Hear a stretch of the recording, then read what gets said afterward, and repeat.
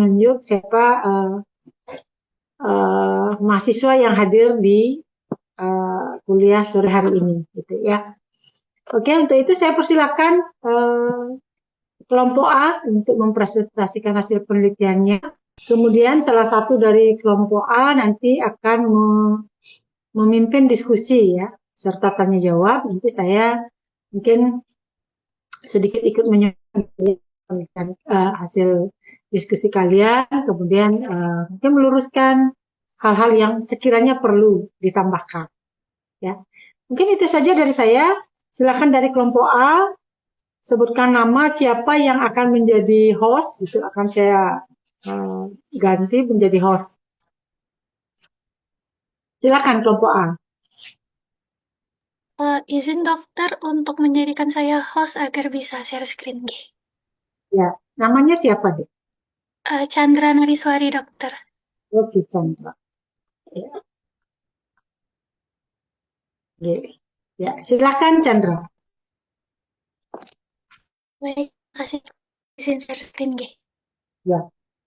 Hanya mendengarkan, menyimak, dan kalau ada hal-hal yang perlu ditanyakan, silakan ditanyakan. Kalau menurut kalian tidak ada yang perlu ditanyakan, nanti saya yang bertanya ya. Yang penting ada diskusi nanti di antara kita. Silakan. Baik, Dok. Selamat malam, Dok Agung dan teman-teman semua. Hari ini dari A4 akan mempresentasikan tentang metabolisme nutrien asam amino dan protein pada hewan monogastrik dan ruminansia. Bisa next slide. Anggota kelompok dari A4 terdiri dari Audrey dengan NIM akhir 23101, Chandra dengan NIM 23109, Tista dengan NIM 23114, Jessica dengan NIM 23115, Harits dengan NIM akhir 23116, Nadia dengan NIM akhir 23121, dan Bayu dengan NIM akhir 23122. Bisa next slide. Selanjutnya saya serahkan ke rekan saya. Terima kasih. Baik, izin masuk. Yang pertama merupakan definisi dari metabolisme nutrien asam, amino, dan protein. Merupakan seluruh proses biokimia yang meliputi pencernaan, penyerapan sintesis, penguraian, dan ekskresi protein serta asam amino. Metabolisme ini terdiri atas anabolisme sebagai proses pembentukan protein dan katabolisme sebagai proses penguraian protein untuk menghasilkan energi dan nyawa lain yang dibutuhkan tubuh. Proses metabolisme protein berlangsung secara terus-menerus untuk mendukung pertumbuhan, perbaikan jaringan, serta menjaga keseimbangan fisiologis dan homeostatis tubuh hewan. Bisa di next.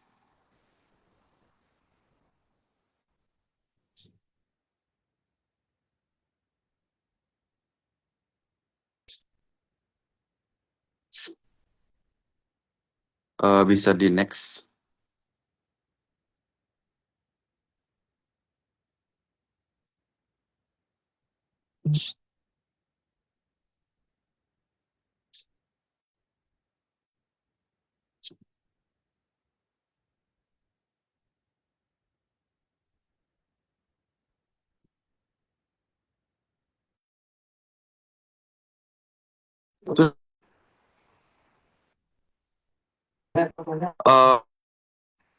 Bisa mundur slide-nya.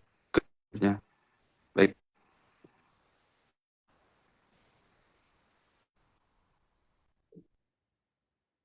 Bisa mundur satu lagi. Baik ya. Fungsi metabolisme asam dan protein yang protein amino digunakan sebagai baku pembentukan protein struktural seperti otot dan jaringan tubuh, serta protein fungsional seperti enzim, hormon, dan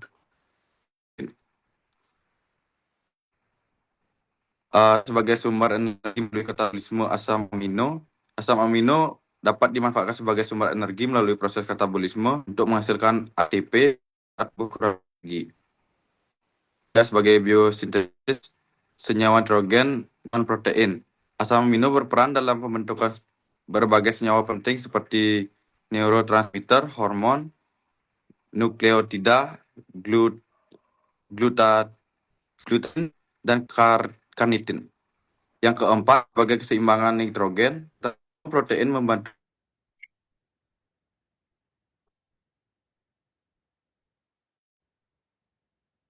Yang terakhir, imunitas.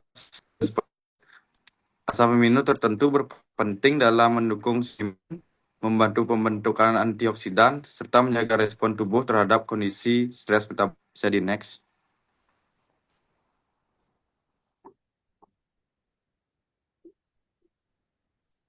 Baik, selanjutnya dilanjutkan oleh rekan. Baik, selanjutnya saya akan menjelaskan tentang konsep dasar metabolisme.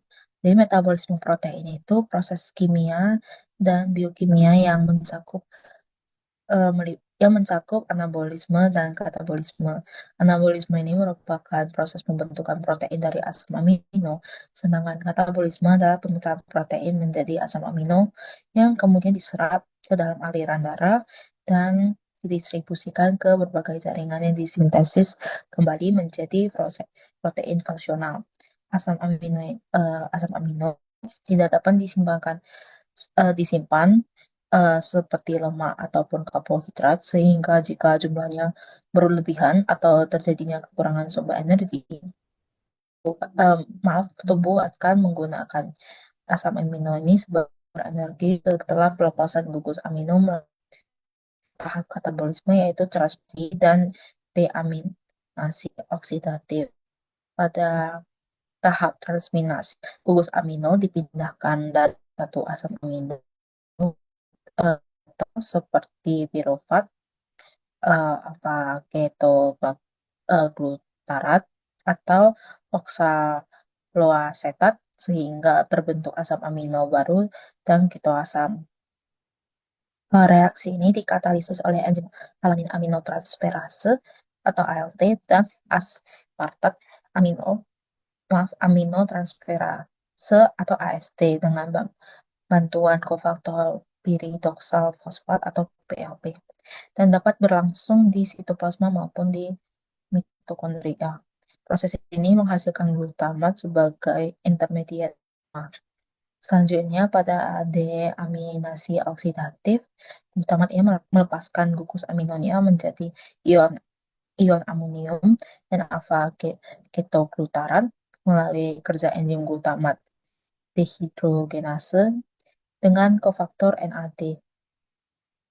Ion amonium yang bersifat toksik kemudian masuk ke siklus urea hati-hati untuk diubah menjadi urea dan dikeluarkan melalui ginjal, sehingga kerangka karbonnya dimanfaatkan dalam siklus Krebs untuk menghasilkan energi berupa ATP. Next slide, please.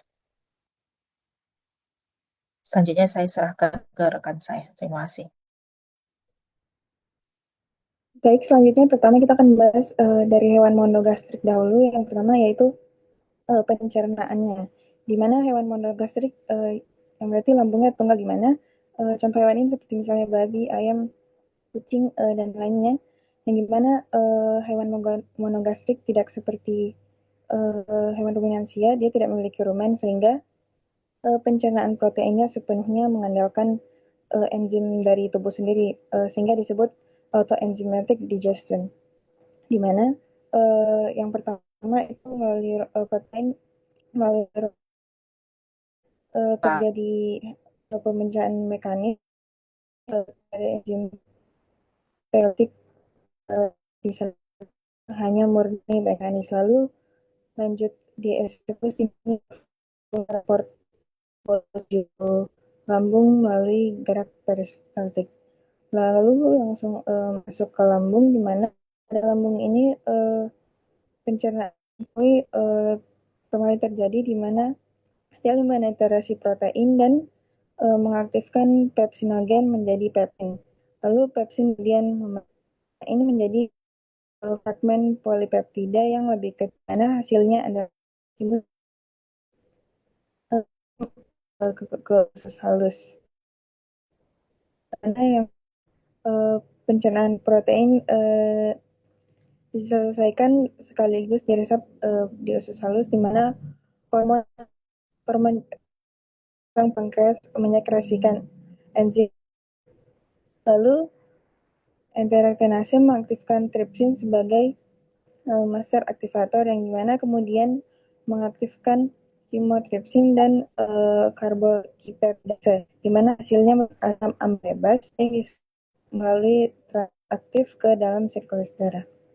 Lalu selanjutnya lanjut protein tidak tercerna difermentasi oleh bakteri yang menghasilkan amonia kemudian didetoksifikasi menjadi urea di hati dan dikeluarkan lewat urin. Dimana selanjutnya adalah penjelasan lebih lanjut mengenai metabolisme protein pada monogastrik yang dilanjutkan oleh teman saya. Bisa next slide.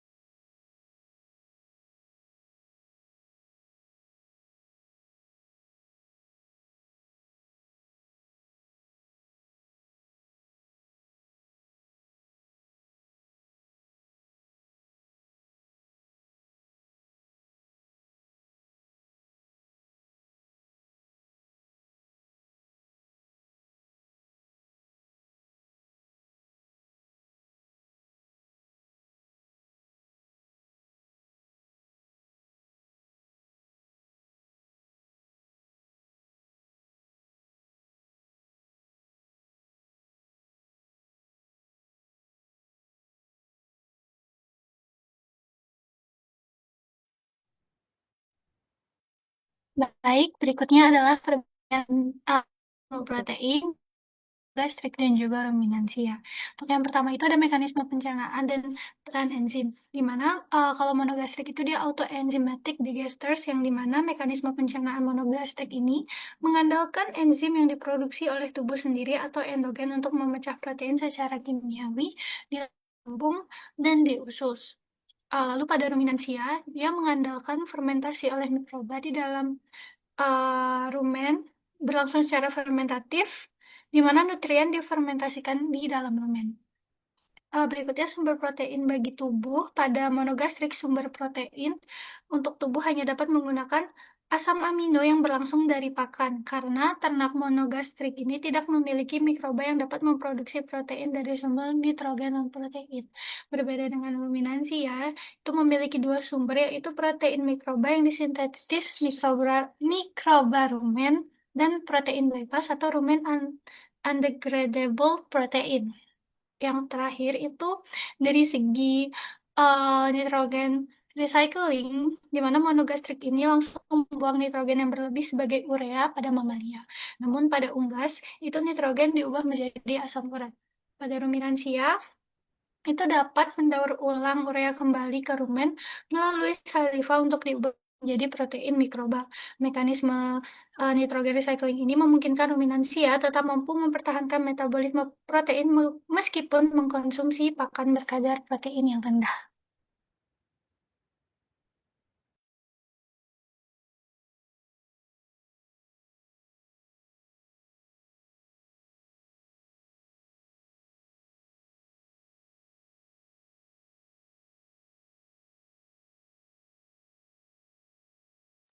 Baik, untuk selanjutnya akan dibacakan oleh teman saya.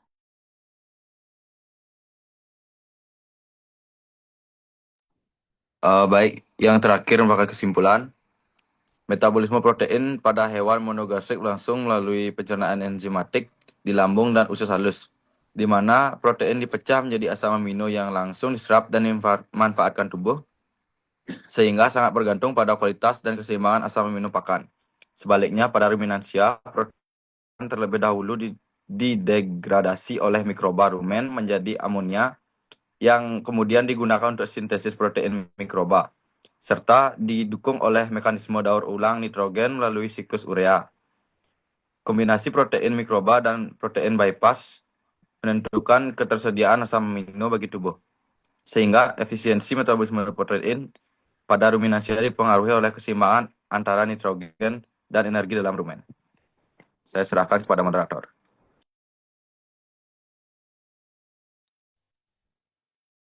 Baik, terima kasih.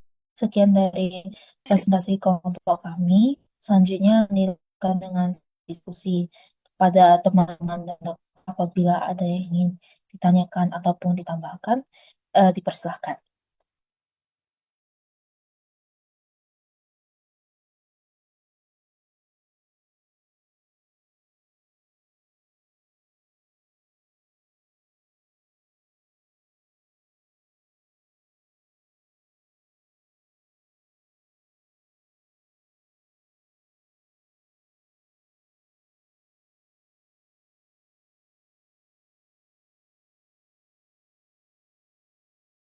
Eh, Baik, kepada Adit dipersilahkan. Terima kasih untuk kesempatannya. Sebelumnya, perkenalkan saya Komang Tribuana. Yang ditanya pada bahwa adanya yang sebagai coba oleh mikroba. Nah, yang ingin saya tanyakan itu apa sih yang terjadi apabila jumlah mikroba ini itu lebih tinggi dibandingkan suplai urea dalam pengaruhnya terhadap antara suplai urea dengan jumlah dari mikroba itu sendiri. Sekian, terima kasih. Baik, terima kasih banyak Adit atas pertanyaannya. Untuk saat ini kita akan tampung dulu pertanyaannya dari teman-teman lain. Apakah ada yang ingin ditanyakan?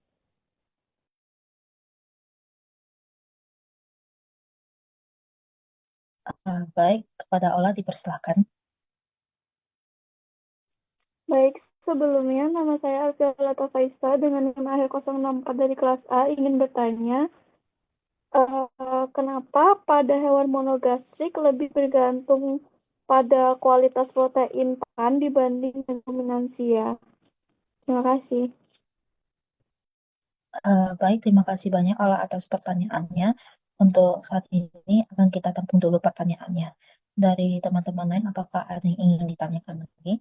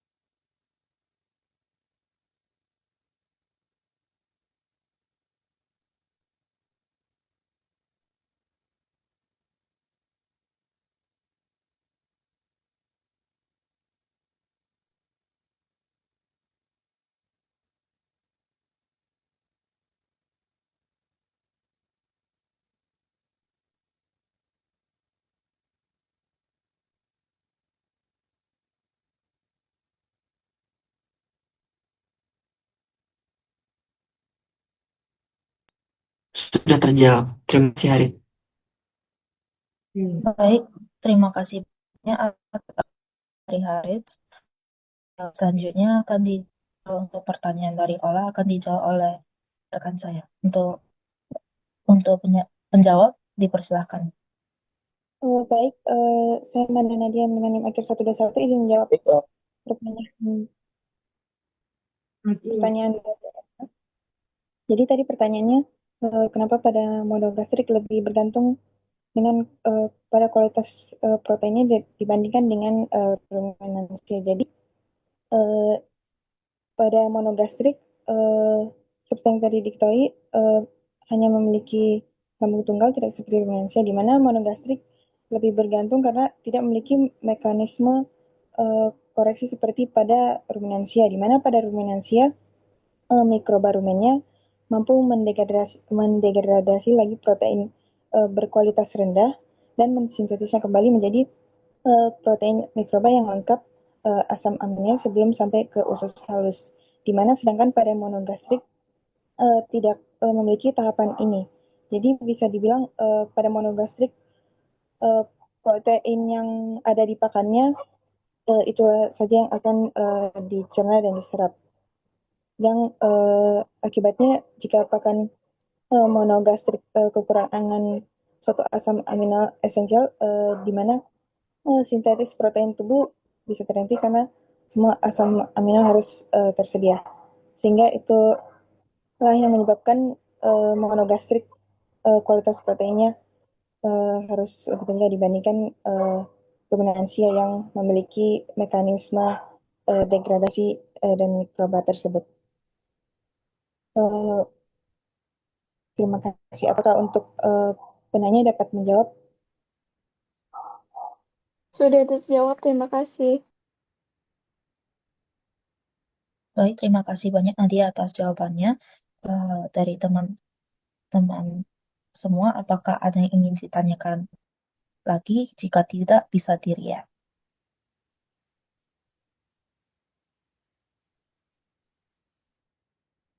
Silakan yang mau bertanya.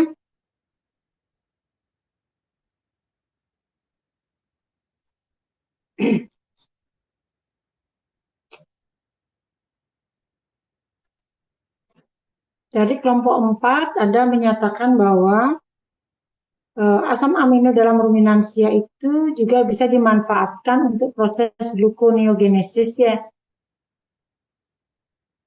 Nah, saya tanya pada Gede Dista, gluconeogenesis itu apa ya?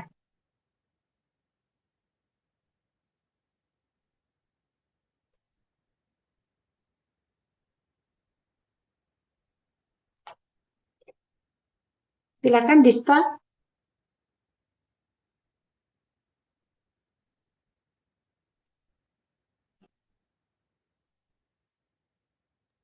Izin menjawab, dokter, untuk gluconeogenesis itu merupakan proses pembentukan glukosa menjadi energi atau ATP, dokter. Ya, coba sekarang Magnolia yang jawab.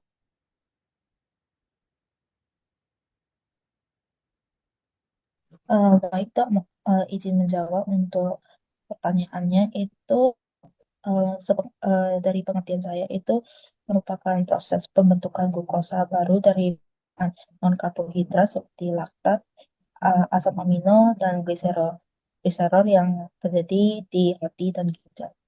Oke. Ya. Jadi gluconeogenesis adalah proses pembentukan glukosa dari bahan baku yang bukan berasal dari karbohidrat. Salah satunya adalah dari asam amino, ya. Jadi asam-asam amino yang bisa diubah menjadi glukosa disebut sebagai asam amino glukogenik, ya. Jadi dari asal katanya glukogenik.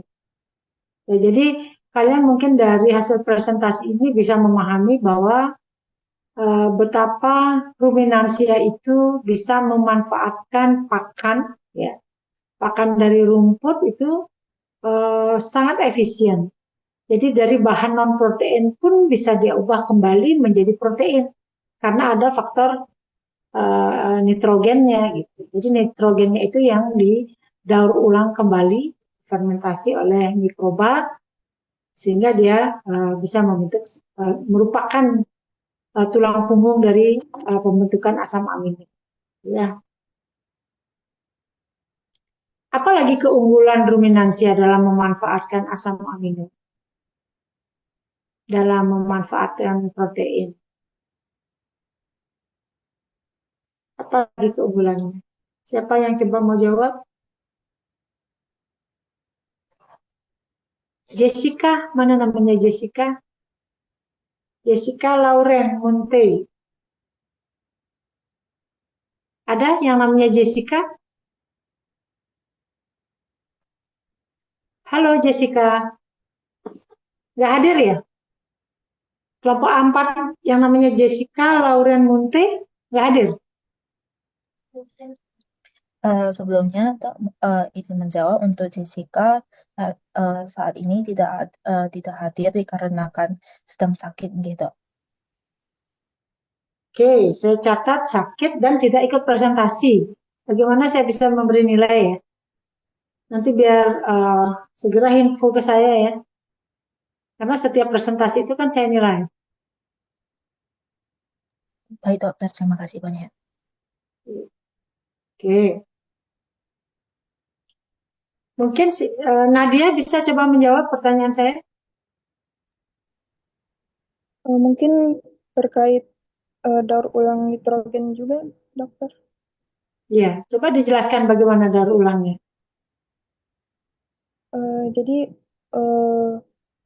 dari jadi di daur ulang nitrogennya melalui mekanisme daur ulang ureanya diproduksi hati lalu disekresikan kembali ke rumen jadi melalui saliva lalu Sebentar, coba dimanfaatkan. tolong lebih jelas lagi penyampaiannya ya.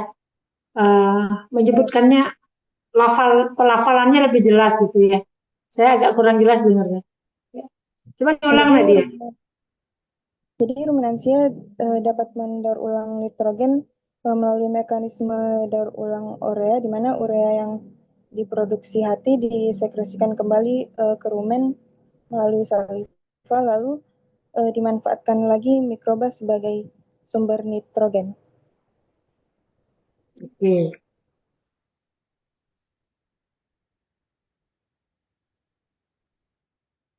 Oke.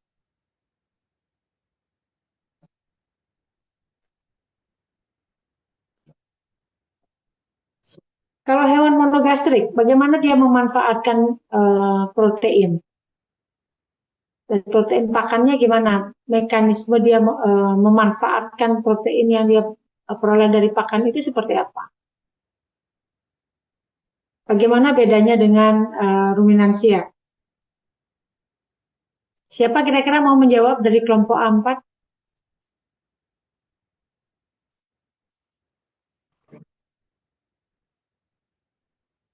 Ya, siapa? Harits ya? Apa namanya? Harits. Ya.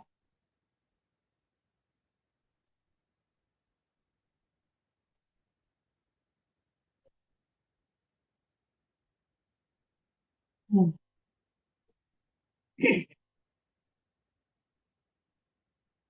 Hmm.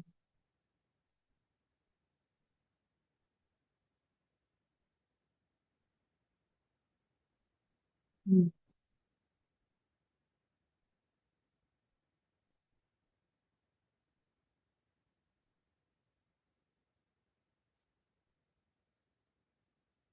Oke.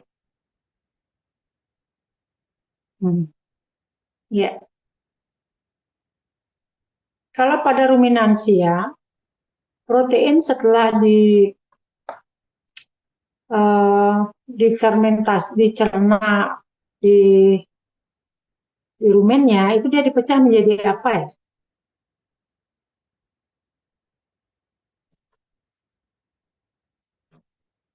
Kalau karbohidrat, setelah difermentasi, dia akan diubah menjadi 3 bentuk asam lemak bebas, butirat, propionat, dan asetat.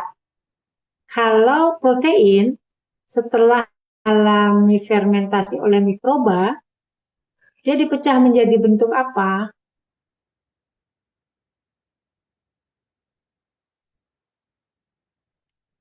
Ada yang mau coba jawab?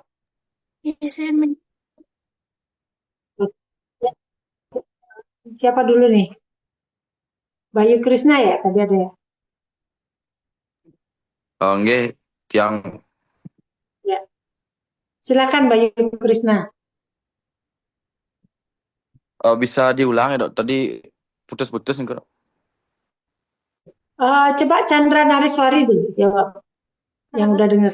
Baik, izin menjawab dok.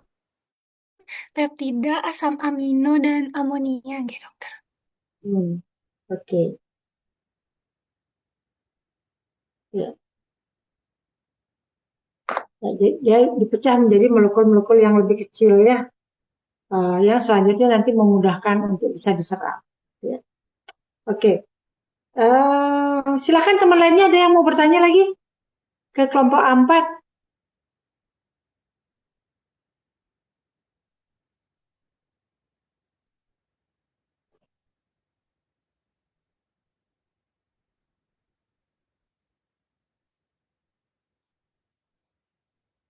Ada lagi yang mau bertanya? Hmm.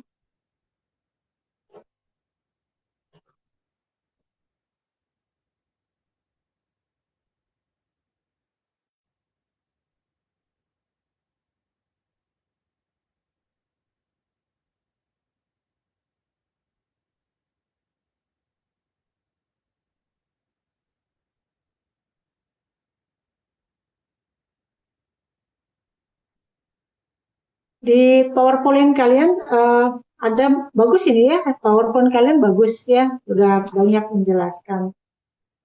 Jadi diet protein pada ruminansia itu ada 2. Jadi protein yang bisa didegradasi dan protein yang tidak bisa didegradasi. Kalian ada menemukan nggak tipe-tipe protein apa saja sih yang tidak bisa didegradasi? Jadi protein undegradable protein itu apa aja kira-kira?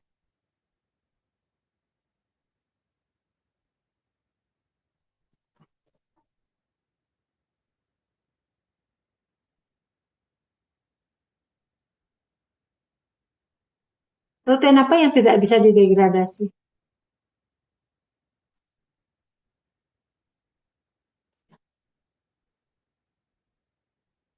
Karena biasanya kalau protein itu kena enzim pepsin, dia pasti akan terpotong-potong menjadi molekul-molekul yang lebih kecil. Ya, jadi enzim yang ada di lambung, terutama pada monogastrik, ya. Ketika protein itu bertemu dengan enzim pepsin, gitu ya, dia akan terpotong-potong tuh menjadi molekul-molekul yang lebih kecil. Nah, apakah ada protein-protein yang tidak bisa didegradasi oleh enzim atau memang dia tidak bisa terpotong secara utuh gitu, sampai masih dalam bentuk polipeptida, sehingga dia langsung masuk ke proses pembentukan susu, embrio untuk maintenance tubuh gitu. Ada nggak kalian baca dari paper yang kalian buat itu? Dari jurnal-jurnal yang kalian gunakan untuk membuat paper ini, ada nggak? Izin dokter. Ya, ya Dista silakan. Ya, kalau setahu saya itu untuk protein yang sulit dipecah atau degradasi itu rumen undegradable protein, dokter, itu seperti contohnya itu protein yang berasal dari biji-bijian itu sulit dipecah oleh rumen sehingga sulit untuk didegradasi seperti itu. Oke, ya. Oke, terima kasih untuk kelompok A4 ya, atas materi, presentasi, dan tanya jawab yang udah kalian lakukan.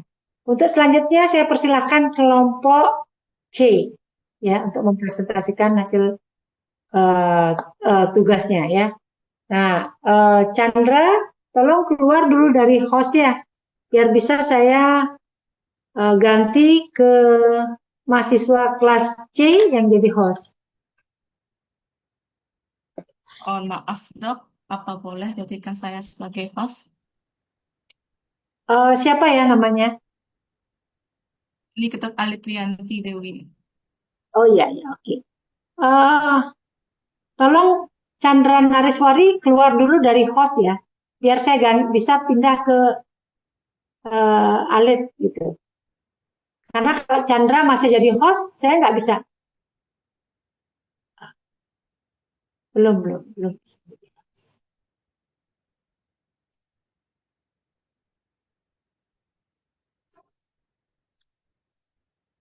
Ya. Izin dokter, saya sudah langsung berikan ke Alit hostnya karena saya kurang tahu tadi cara keluar dari host nggih dok. Oh iya. Silakan Alit ya. Silakan Alit. Iya, izin share screen nggih dok. Ya.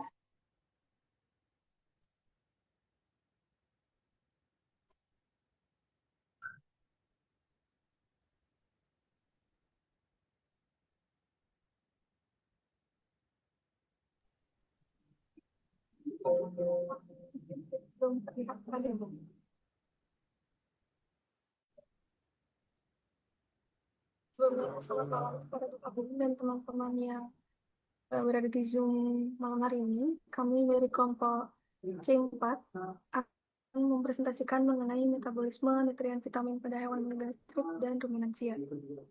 Bisa di next.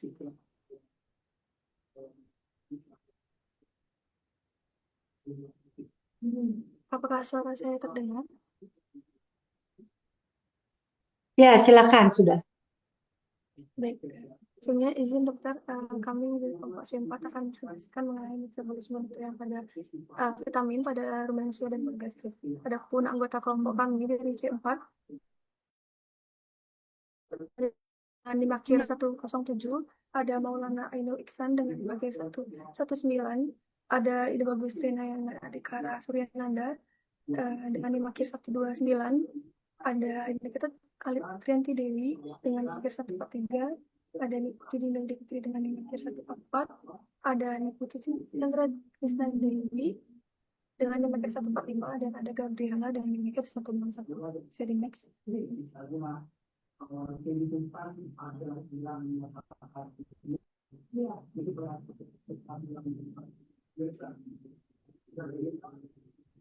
Bisa di next, Alif. Masih ada kuliah lain ya itu, Dinda? Kok double ada suara presentasi tuh? Enggak, dokter itu bapak saya lagi nonton TV. Oh, ini silakan. Ada suara lain. Silakan. Baik, saya lanjutkan itu pada pun pendahuluan dari materi ini. Mula-mula, vitamin adalah senyawa organik yang berfungsi sebagai mikronutrien esensial dan dibutuhkan dalam jumlah kecil untuk menunjang berbagai proses biologis seperti metabolisme energi, pertumbuhan jaringan, serta fungsi sistem imun. Walaupun kebutuhan itu relatif sedikit, kekurangan vitamin dapat menimbulkan dampak signifikan juga terhadap kesehatan ataupun produktivitas hewan. Berdasarkan sifat kelarutannya, itu vitamin dibagi menjadi dua kelompok utama, yaitu vitamin yang larut dalam lemak, itu ada vitamin A, D, E, dan K, serta vitamin yang larut dalam air, itu kelompok vitamin B dan vitamin C. Kedua kelompok ini itu memiliki karakteristik kimia dan fungsi fisiologis yang berbeda yang memengaruhi proses penyerapan penyimpanan serta peran biologisnya dalam tubuh. Nah, pada hewan gastrik itu sendiri seperti ayam, babi, dan kelinci, sistem pencernaannya yang relatif sederhana menyebabkan ketergantungan tinggi terhadap asupan vitamin dari pakan. Nah, kebutuhan vitamin pada hewan tersebut itu dipengaruhi oleh berbagai faktor, antara lain itu jenis spesies, umur, tahap pertumbuhan, tingkat produksi, dan kondisi lingkungan. Pada hewan ruminasi ya, vitamin itu Bisa tolong lebih keras lagi suaranya ya, karena di belakang itu ada suara ini. baik, dokter. Pada ruminasi ya, segini dokter. Ya, lanjut. Lebih keras lagi suaranya. Ya. Biar jelas. Pada hewan ruminansia itu vitamin berperan penting dalam berbagai proses fisiologis ruminansia, termasuk pertumbuhan, reproduksi, dan sistem imun. Ruminansia memiliki sistem pencernaan kompleks yang terdiri dari 4 bagian lambung. Itu ada rumen, retikulum, omasum, dan apopasum. Nah, di dalam rumen terdapat mikrorumen seperti bakteri, protozua, dan jamur yang dapat berperan dalam sintesis vitamin B kompleks seperti vitamin, riboflavin, niacin, vitamin B6, asam. Namun, vitamin A, D, dan E tidak disintesis oleh mikrorumen sehingga harus diperoleh dari pakan atau suplementasi. Slide selanjutnya akan dijelaskan oleh Mas.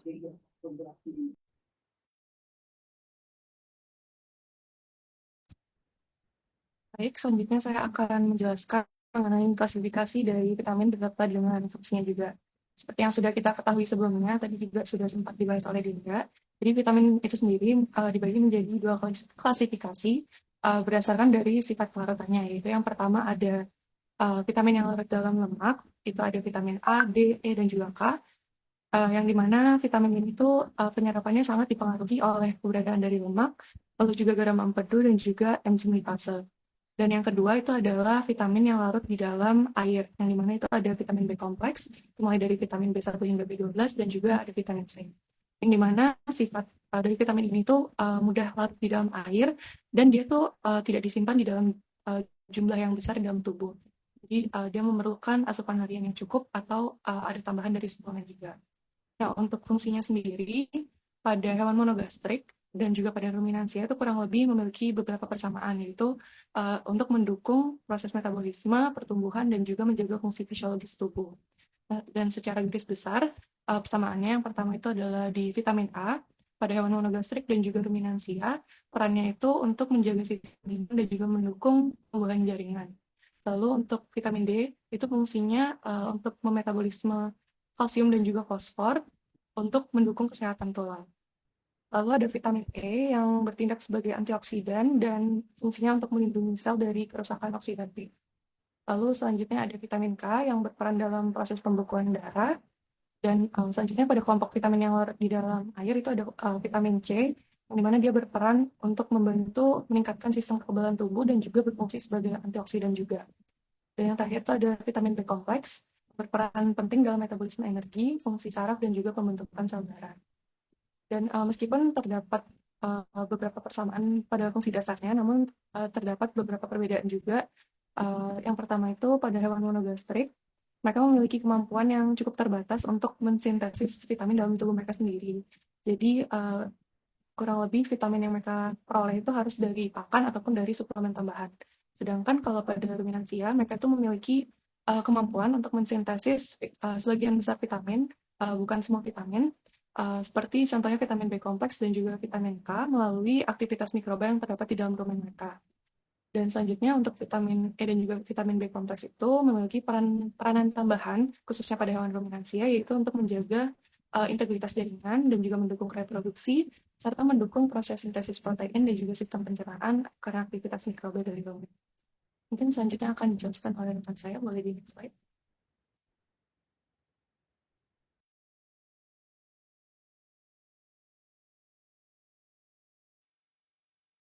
Baik, untuk yang berikutnya yaitu pencernaan pada monogastrik.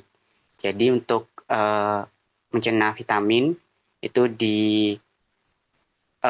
dalam proses metabolisme vitamin itu harus melalui beberapa pencernaan. Yang pertama itu mulut, yang dimana itu tempat intake pakan dan penghancuran mekanis untuk melepaskan vitamin. Kemudian pada lambung, pelepasan vitamin protein pakan oleh asam lambung dan pepsin. Kemudian pada usus halus itu ada absorpsi utama vitamin, vitamin larut lemak ADEK yang dibantu oleh empedu, serta vitamin larut air yang langsung diserap. Kemudian pada usus besar itu sintesis terbatas vitamin K dan beberapa vitamin B oleh mikrobiota diikuti oleh penyerapan air. Next slide.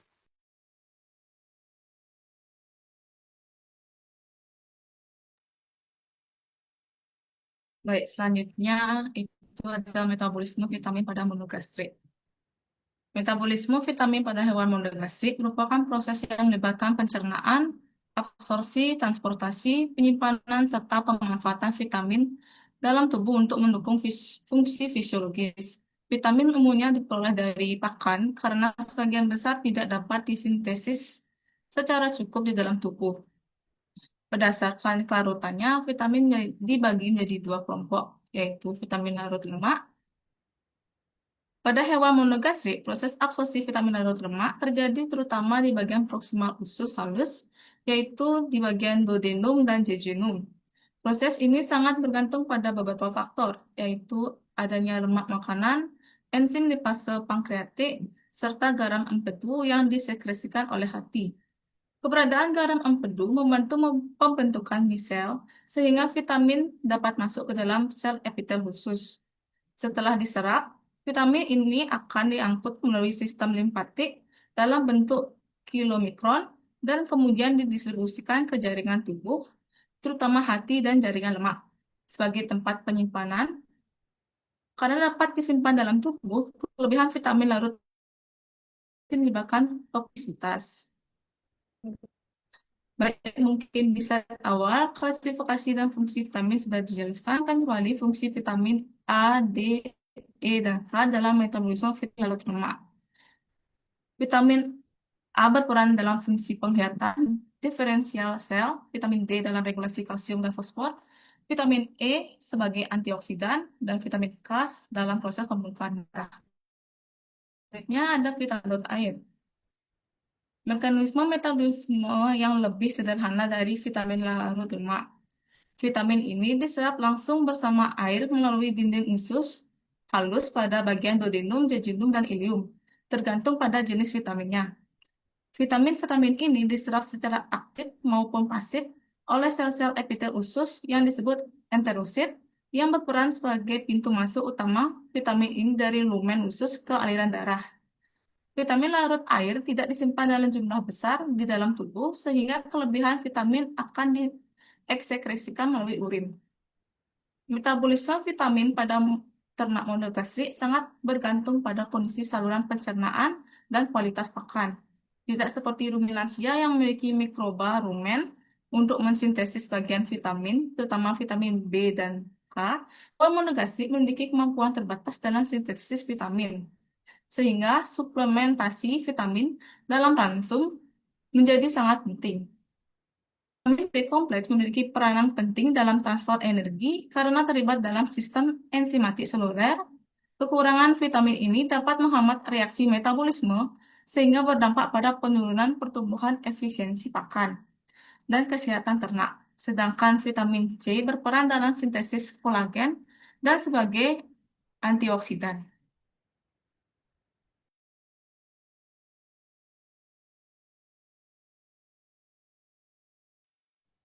Baik, selanjutnya pencernaan ruminansia pada hewan ruminansia seperti sapi, kambing, dan domba. Proses pencernaan tidak hanya berfungsi memecah makanan, tetapi juga berperan penting dalam metabolisme vitamin melalui aktivitas mikroorganisme di dalam rumen. Sistem pencernaan ruminansia terdiri dari rumen, omasum, dan apomasum yang bekerja secara berurutan dalam proses fermentasi dan penyerapan nutrien. Proses dimulai dari mulut, di mana pakannya mengandung prekursor vitamin dikunyah dan bercampur dengan saliva. Saliva berfungsi sebagai buffer untuk menjaga pH rumen agar tetap stabil sehingga aktivitas mikroba tetap optimal. Selanjutnya dalam rumen terjadi fermentasi utama oleh mikroorganisme seperti bakteri, protozoa, dan fungi. Mikroorganisme tersebut mampu mensintesiskan vitamin B kompleks dan vitamin K yang penting bagi tubuh ternak. Retikulum membantu proses pengadukan dan fermentasi sehingga produksi vitamin berlangsung lebih efektif. Pada bagian selanjutnya terjadi proses ruminasi, yaitu pengeluaran kembali pakan dari retikulum ke mulut yang untuk dikunyah ulang. Proses ruminasi bertujuan untuk memperkecil ukuran partikel pakan sehingga lebih mudah difermentasi oleh mikroorganisme. Tahap ruminasi meliputi regurgitasi, pengunyihan ulang, pencampuran kembali dengan saliva, dan peneluran kembali. Selanjutnya, pakan masuk ke omasum yang berfungsi menyerap air dan memadatkan massa pakan sehingga vitamin yang terkandung menjadi lebih terkonsentrasi. Setelah itu, pakan menuju abomasum atau lambung sejati di mana asam lambung dan enzim mencerna sel mikroba sehingga vitamin hasil sintesis mikroba dapat dilepaskan dan dimanfaatkan tubuh. Tahap berikutnya terjadi dalam usus halus yang merupakan tempat utama absorpsi vitamin dan nutrien ke dalam aliran darah. Kemudian pada usus besar masih terjadi penyerapan sisa air dan sebagian vitamin hasil fermentasi lanjutan sebelum sisa pencernaan dikeluarkan sebagai feses. Next slide. Baik, selanjutnya adalah metabolisme vitamin pada ruminansia. Nah, seperti yang kita ketahui, ruminansia sendiri merupakan kelompok hewan yang memiliki sistem pencernaan yang khas dengan adanya rumen sebagai tempat fermentasi mikroba. Dan tadi sempat dijelaskan, sebagian besar kebutuhan vitamin hewan ruminansia itu didapat melalui sintesis mikroba rumen, sehingga ketergantungan terhadap suplementasi itu sebenarnya dalam pakan rendah, namun masih tetap dibutuhkan dalam kondisi-kondisi tertentu. Nah, eh, untuk mikroba rumen sendiri itu terdiri dari bakteri, protozoa maupun fungi yang mampu menghasilkan berbagai vitamin, terutama vitamin larut air seperti vitamin B kompleks dan vitamin K. Nah, untuk sintesis vitamin B12 sendiri memiliki karakteristik khusus karena sangat bergantung pada ketersediaan mineral kobalt dalam pakan. Sehingga kalau semisal kekurangan kobalt dapat menyebabkan gangguan metabolisme energi dan pertumbuhan ternak. Lalu seperti yang saya katakan tadi, vitamin larut air pada ruminansia umumnya tidak memerlukan suplementasi karena telah disintesis oleh mikroba rumen. Kemudian langsung diserap di usus halus dan berfungsi sebagai koenzim dalam berbagai proses metabolisme. Namun, kebutuhan vitamin ini dapat meningkat pada kondisi tertentu seperti pada ternak muda saat mengalami kondisi tertentu seperti stres atau sakit, serta ketika terjadi perubahan pakan yang drastis. Boleh di next slide? Oke, dengan larut air, vitamin larut sendiri pada mekanisme berbeda. Untuk vitamin A sendiri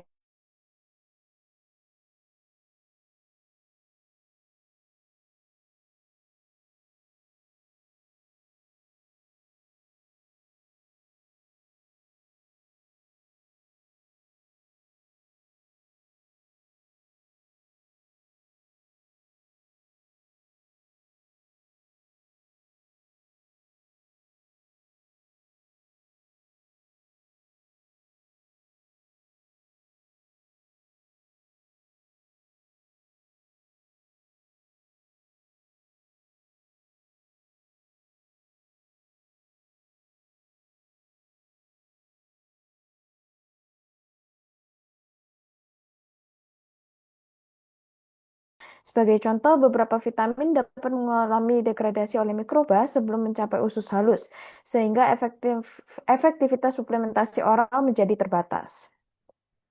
Namun, di balik itu semua ada beberapa faktor yang dapat mempengaruhi metabolisme vitamin, seperti komposisi ransum yang tidak seimbang, keseimbangan mineral terutama kobalt, kondisi kesehatan ternak, umur ternak, aktivitas mikroba rumen, serta perubahan ransum yang mendadak dapat juga mengganggu keseimbangan mikroba rumen. Boleh di next slide.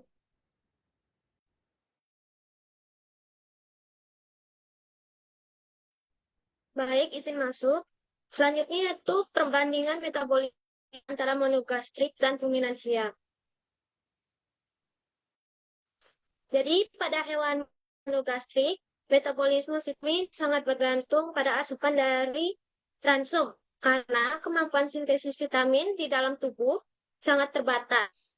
Vitamin yang dikonsumsi akan dicerna dan diserap terutama di usus halus, di mana vitamin larut lemak memerlukan bantuan lemak dan empedu untuk absorpsi. Sedangkan vitamin larut air lebih mudah diserap langsung ke dalam aliran darah.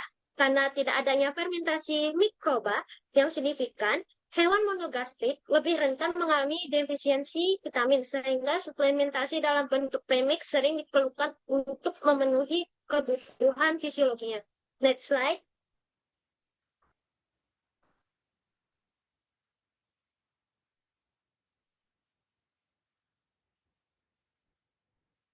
Lalu selanjutnya pada hewan ruminansia.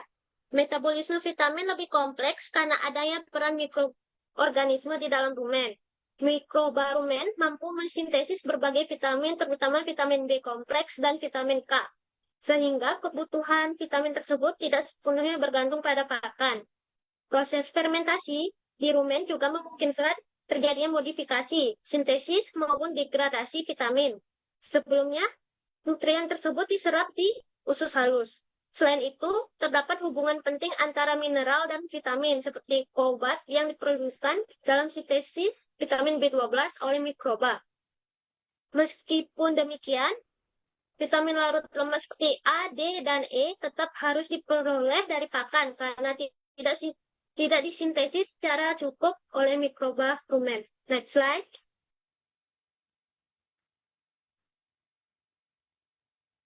Jadi, inilah perbedaan utama pada hewan monogastrik dan hewan ruminansia. Pada monogastrik itu hewan bergantung pada pakan sebagai sumber vitamin, sedangkan ruminansia itu hewannya memanfaatkan sintesis vitamin oleh mikroba rumen. Slide selanjutnya akan dijelaskan oleh teman saya.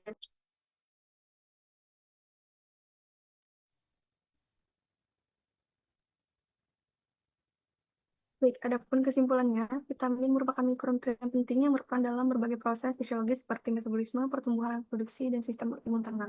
Vitamin dibedakan menjadi vitamin larut lemak dan larut air yang memiliki fungsi serta mekanisme penyerapan yang berbeda pada hewan monogastrik. Kebutuhan vitamin itu sangat bergantung pada asupan dari pakan, karena kemampuan sintesisnya itu yang terbatas tadi sudah disampaikan oleh saya, sehingga rentan mengalami defisiensi dan memerlukan suplementasi. Sebaliknya, pada hewan ruminansia, karena terutama vitamin B kompleks dan K, sehingga lebih fleksibel terhadap variasi pakan.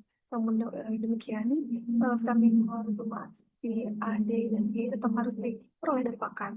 metabolisme vitamin juga dipengaruhi oleh faktor seperti komposisi langsung, keseimbangan mineral, dan kondisi kesehatan ternak. Dengan demikian, perbedaan utama antara monogastrik dan ruminansia terletak pada kemampuan sintesis vitamin yang menjadi dasar penting dalam penyusunan konsum untuk meningkatkan kesehatan dan produktivitas ternak. Jadi next. Baik, selanjutnya itu sesi diskusi kepada Dok Agung dan atau teman-teman yang ingin bertanya, bisa langsung unmute ya.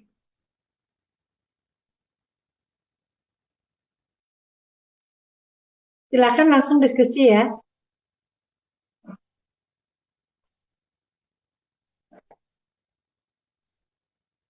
Izin bertanya. Baik, Grace. Baik, sebelumnya perkenalkan nama saya Grace dari kelas C. Mungkin saya ingin tahu nih, kira-kira apakah ada perbedaan mengenai bioavailabilitas vitamin yang berasal dari hijauan segar kalau dibandingkan dengan vitamin sintesis yang ditambahkan dalam pakan. Mungkin sekian dari saya. Terima kasih. Oke. Terima kasih, Grace. Mungkin pertanyaannya ditampung dulu. Mungkin dari teman-teman yang lain ada yang mau bertanya. Baik, izin bertanya. Baik, Rifka. Baik, sebelumnya perkenalkan nama saya Tirta Puspa dengan NIM akhir 106. Izin bertanya, kan ruminansia itu bisa mensintesis vitamin. Nah, kenapa sih masih perlu tambahan suplementasi vitamin tertentu? Terima kasih. Terima kasih, Tirta. Dari teman-teman ada lagi?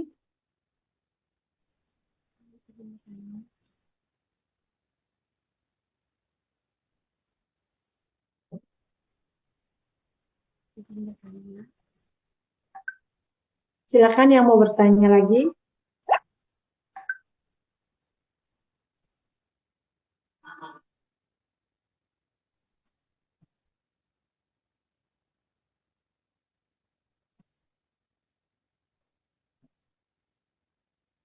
Jadi bertanya?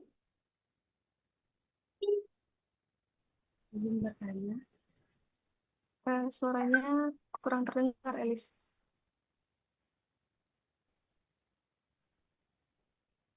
Izin bertanya. Ya. Namanya bagaimana perubahan enzim. Maaf, Elis.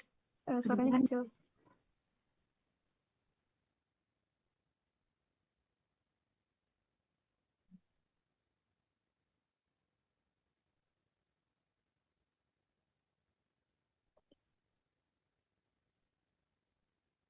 Silakan yang mau bertanya.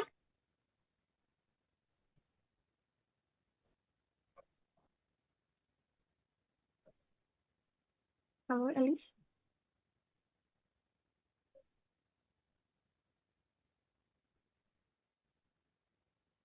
Atau Elis bisa ketik kalau mau bertanya, Elis. Ya, sambil menunggu ada pertanyaan lain, silakan dijawab pertanyaan dari Grace dan Tirta tadi ya. Untuk C, silakan. Untuk dari pertanyaan Grace, tadi bertanya tentang perbedaan bioavailabilitas vitamin dari hijauan segar itu dari vitamin sintesis dalam pakan. Menurut saya itu ya ada perbedaannya karena vitamin dari hijauan segar umumnya tuh lebih mudah dimanfaatkan tubuh karena masih alami dan mengandung nutrien pendukung lain. Namun uh, dari kandungannya tuh dapat menurun akibat penyimpanan atau dari pengolahan pakannya itu sendiri. Sedangkan vitamin sintesis dalam pakan memiliki kadar yang lebih stabil dan terukur. Jadi sehingga membantu memenuhi kebutuhan vitamin ternak secara konsisten. Tetapi beberapa vitamin sintesis itu juga dapat mengalami degradasi di dalam rumen sebelum diserap di usus halus sehingga bioavailabilitasnya menurun karena itu pada ruminansia sering digunakan bentuk rumen protek vitamin agar vitaminnya sendiri itu tidak rusak selama fermentasi rumen dan dapat diserap lebih optimal. Ya, oke. Terima kasih Dinda. Bagus jawabannya. Ya, silakan yang lain. Mungkin dari anggota kelompok C4 ada yang menjawab dari pertanyaan dari Tirta. Baik, saya izin untuk menjawab pertanyaan dari Tirta tadi. Pertanyaannya itu mengenai kalau misalnya ruminansia itu bisa mensintesis vitamin, kenapa mereka masih membutuhkan suplementasi dari beberapa vitamin tertentu? Nah, kalau bisa menjawab secara singkat, karena mungkin dari PPT tadi juga sebenarnya udah sempat disebutkan. Jadi untuk hewan ruminansia itu mereka memang memiliki kemampuan untuk mensintesis beberapa vitamin dari aktivitas mikroba-rumen gitu. Tapi tidak semua vitamin itu bisa disintesis dan juga kemungkinan besar itu tidak akan terpenuhi secara optimal kalau hanya mengandalkan dari aktivitas mikroba-rumennya itu. Jadi vitamin yang lainnya itu tetap harus mereka dapatkan dari pakannya mereka dan juga dari tambahan suplemen. Khususnya juga untuk kondisi di mana misalnya hewannya itu lagi dalam masa pertumbuhan atau dalam masa kayak fase tertentu, misalnya lagi bunting atau sedang laktasi. Jadi suplementasi vitamin ini fungsinya untuk membantu agar produktivitas mereka itu tetap terjaga. Seperti itu kurang lebih jawab dari saya. Mungkin dari teman-teman yang lain ingin menambahkan, saya persilakan. Izin menambahkan jawaban Debbie. Mungkin tadi sempat dibahas tentang dalam kondisi pertumbuhan. Nah, benar. Pada ternak muda itu diperlukan juga karena memang fungsi rumennya juga belum berkembang secara sempurna, sehingga sintesis vitaminnya belum juga optimal. Maka dari itu perlu ditambahkan juga suplementasi vitamin. Begitu. Terima kasih. Ya, silakan ada lagi mau menambahkan?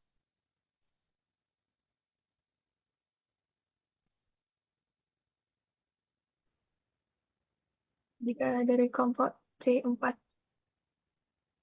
tidak ada yang menambahkan, mungkin boleh dilanjutkan dokter dari pertanyaan Elis di kolom chat. Ya, silakan lanjut. Baik, Elis bertanya bagaimana perubahan langsung dapat mempengaruhi metabolisme vitamin pada ruminansia. Pada anggota C4 yang ingin menjawab, apakah ada? Izin menjawab pertanyaan dari Elis. Jadi pertanyaan Elis itu bagaimana perubahan ransum dapat mempengaruhi metabolisme vitamin pada ruminansia. Jadi perubahan ransum yang tiba-tiba dapat mengganggu keseimbangan mikroba rumen. Hal ini dapat menurunkan kemampuan mikroba dalam mensintesis vitamin sehingga kebutuhan vitamin tidak terpenuhi. Mungkin dari teman-teman anggota kelompok bisa menambahkan. Izin untuk menambahi jawabannya, mungkin selain itu perubahan komposisi pakan dapat mengubah pH rumen dan aktivitas fermentasi. Jika kondisi rumen terganggu, populasi mikroba penghasil vitamin B dan vitamin K ikut menurun. Akibatnya proses metabolisme nutrien menjadi kurang efisien dan produktivitas ternak dapat menurun. Apakah dapat dipahami, Elis?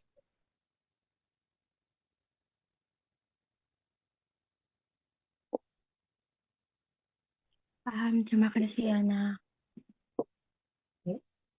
Silakan yang lainnya bertanya. Sambil menunggu, saya tambahkan ya bertanya. Kenapa kalau misalnya ruminansia kelebihan vitamin larut lemak itu bisa bersifat toksisitas? Kalian yang sudah membuat papernya pasti tahu jawabannya. Kenapa kalau vitamin larut lemak itu berlebih, ya, itu bisa berakibat toksisitas. Mungkin saya kasih kesempatan menjawab Maulana, Ali Triyanti, ya. Lagi 2 orang nih belum menjawab pertanyaan. Izin menjawab. Silakan Alit. Kenapa di ruminansia itu vitamin larut lemak bisa dikatakan kelebihannya bisa dikatakan toksisitas karena ruminansia dapat mengalami toksikat akibat kelebihan vitamin larut lemak karena vitamin ini tidak mudah dikeluarkan dari tubuh, melainkan dia disimpan dulu di hati dan jaringan lemak. Akibatnya, jika diberikan berlebihan, vitamin dapat terakumulasi hingga mencapai kadar toksik. Kondisi ini dapat mengganggu fungsi organ seperti kerusakan hati, gangguan tulang, atau klasifikasi jaringan pada kasus kelebihan vitamin tertentu. Oke, silakan. Silakan.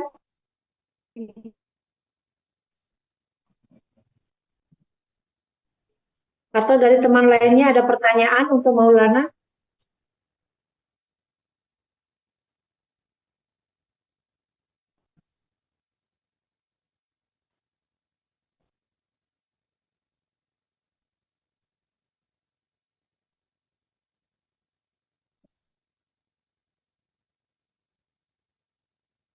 Kalau di unggas, bagaimana metabolisme vitamin di unggas, Maulana?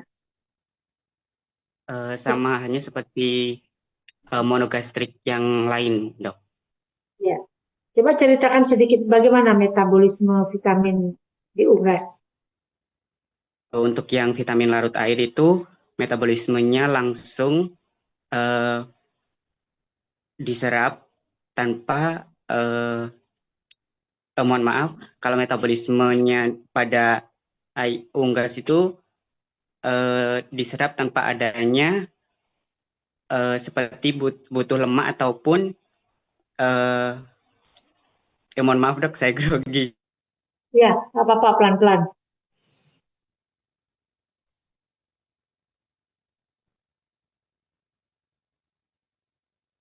Atau pertanyaannya ada saya ubah. Bagaimana metabolisme vitamin di hewan monogastrik?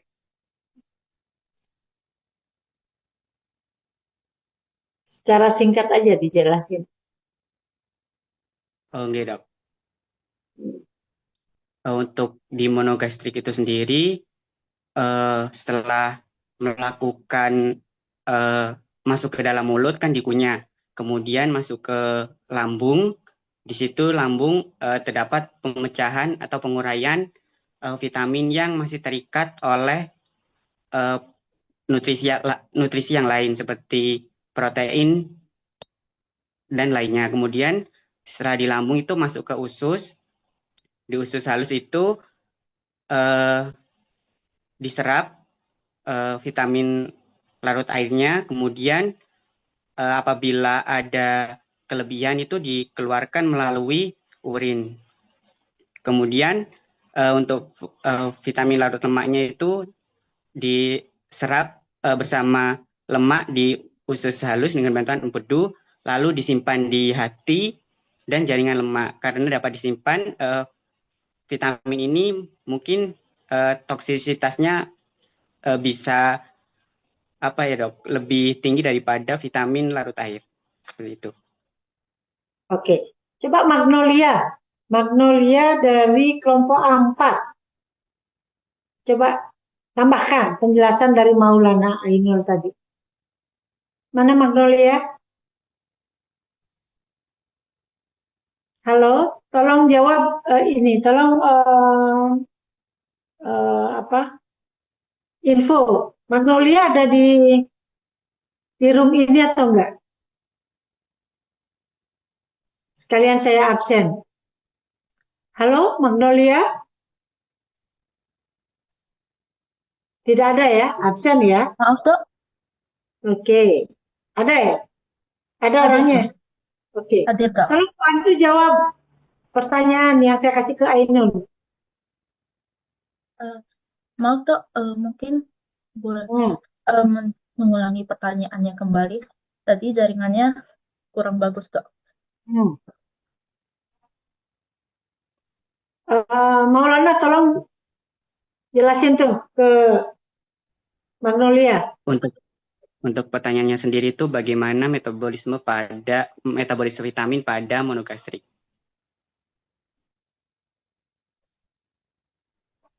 Baik. Izin menjawab, Dok. Untuk metabolisme vitamin pada monogastrik itu di penyerapannya terjadi di saluran pencernaan yang memerlukan garam empedu dan enzim lipase dari pankreas untuk membentuk misel dan dibawa ke sistem limfatik. Sekian dari jawaban saya, Dok. Mohon maaf jika ada salah kata. Oke.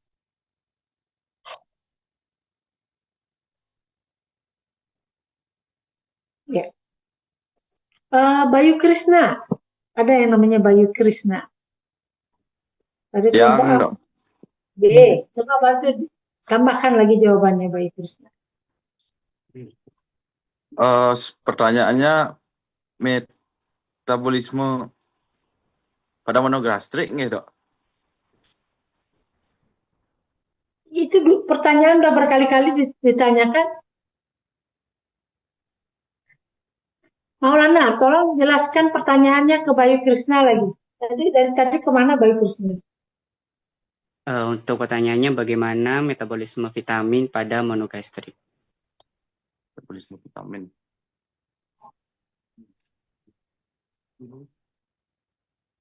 Baik, Dok. Saya menjawab, izin jawab, Dok nih. Metabolisme vitamin pada monogastrik itu berlangsung dengan penyerapan vitamin di usus halus, kemudian dicerna, setelah dicerna dari pakan. Vitamin larut lemak seperti A, D, E, K diserap bersama lemak, sedangkan vitamin larut air, vitamin B dan C langsung diserap ke darah. Sekian, Dok. Oke. Nanti silakan belajar lagi ya, Bayu Krisna, untuk metabolisme vitamin pada hewan monogastrik dan ruminansia. Jadi pemahaman ini tidak cuma hafalan ya, tapi kalau dipahami, ya sebenarnya itu hampir sama terjadi di dalam tubuh kita.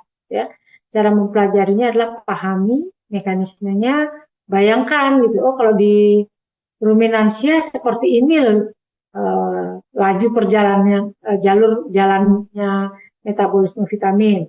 Oh, kalau di monogastrik begini. Gitu.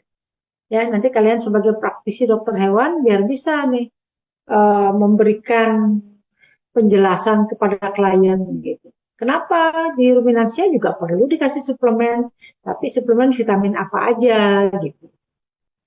Ya, di masa-masa fase pertumbuhan apa yang perlu ditambahkan suplemen kan itu ya nanti aplikasinya ke sana gitu. Jadi materi kuliah sekarang ini kalau dipahami nanti sebenarnya aplikasinya pada saat kalian PKL, pada saat kalian jadi praktisi dokter hewan di lapangan gitu. Ketika menjelaskan ke peternak gitu. Kenapa kok kita tidak pernah memberikan vitamin B kompleks ke ruminansia gitu. Ya karena dia sudah bisa memproduksi sendiri di dalam tubuhnya gitu. Tapi justru vitamin lain yang kita tambahkan suplemennya gitu. Jangan nanti disamakan dengan hewan monogastrik ya. Biasanya pada hewan monogastrik, apalagi hewannya baru sembuh dari sakit ataupun dalam kondisi sakit, biasanya kita tambahkan suplemen vitamin B kompleks. Karena vitamin B kompleks berperan untuk membantu metabolisme karbohidrat, protein, lemak biar optimal untuk menghasilkan ATP. Nah, berbeda dengan di ruminansia gitu ya. Jadi dari materi ini besar harapan saya kalian sudah bisa membedakan kenapa vitamin itu penting gitu ya. Vitamin itu penting, kemudian kalian bisa membedakan kalau toh nanti memberikan resep, ternyata memberikan resep vitamin ke ruminansia dan hewan monogastrik itu berbeda karena memang mekanismenya berbeda. Ya, itu sih poin penting dari materi ini. Oke, adik-adik yang lain, apakah ada pertanyaan lagi untuk kelompok C? Ada lagi pertanyaan? Oke, kalau tidak ada, mungkin sampai di sini aja dulu ya. nampaknya kalian tadi ada UTS, ada kuliah, sekarang kuliah sampai malam lagi, ya. Nanti kalau ada hal-hal yang belum dipahami, saya welcome banget, kalian boleh bertanya lewat WA, Japri itu silahkan, ya. Mungkin itu saja dulu adik-adik. Terima kasih atas